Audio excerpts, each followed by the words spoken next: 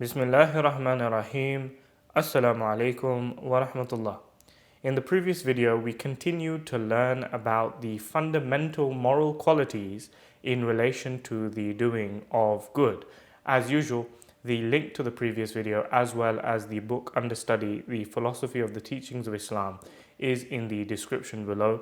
From this video onwards, we will take a deeper look at man's search for God. So let's get started.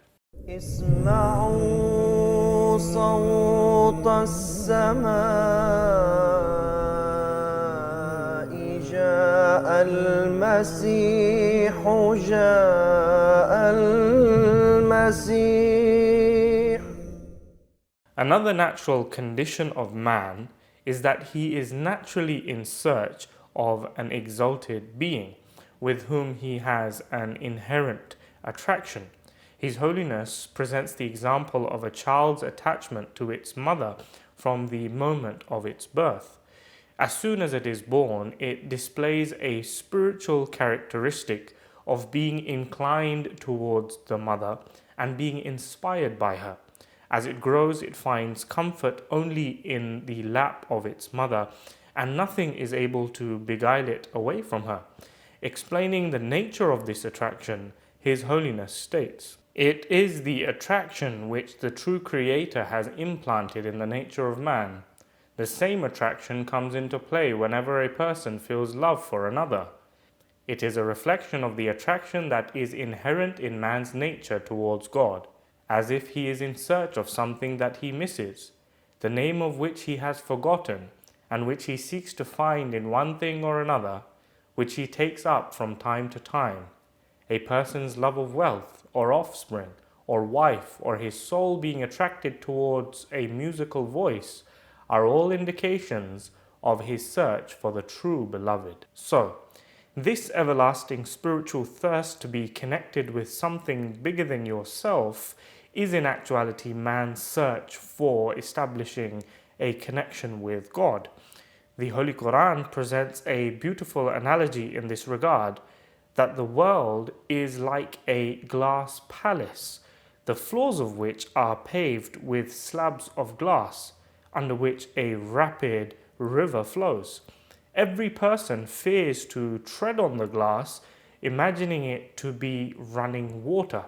His Holiness explains that the heavenly bodies, such as the sun and the moon, are like the smooth slabs of glass under which a great power is in operation, like a fast-flowing current. His Holiness further explains that it is a great mistake on the part of an individual who ascribes all power to the heavenly bodies and fails to behold the power that operates behind them.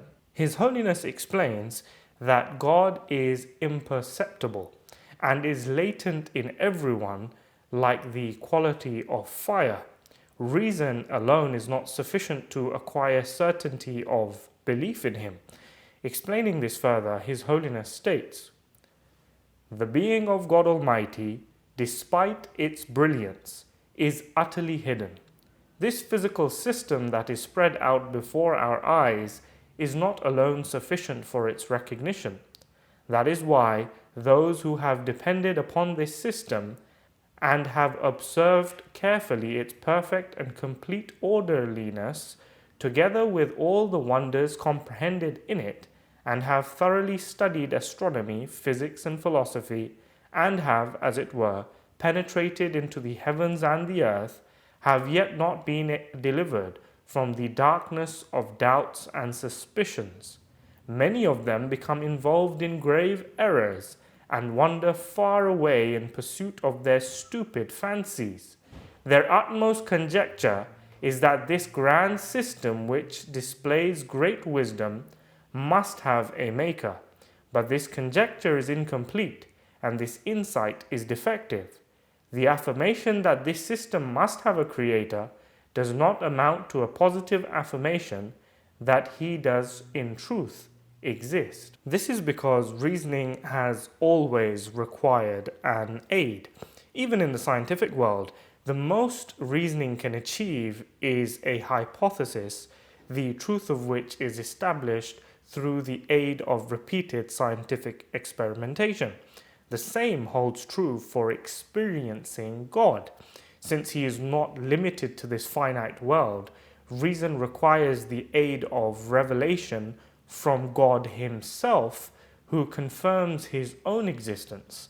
His Holiness states in this regard, "Indeed, God has, through eternity, called mankind to himself by affirming, 'I am present.' It would be a great impertinence to imagine that man has laid God under an obligation by discovering him through his own effort, and that if there had been no philosophers, he would have continued unknown. It is equally stupid to inquire how can God speak unless he has a tongue to speak with. The answer is, has he not created the earth and the heavenly bodies without physical hands? Does he not view the universe without eyes? Does he not hear our supplications without physical ears? Then is it not necessary that he should also speak to us?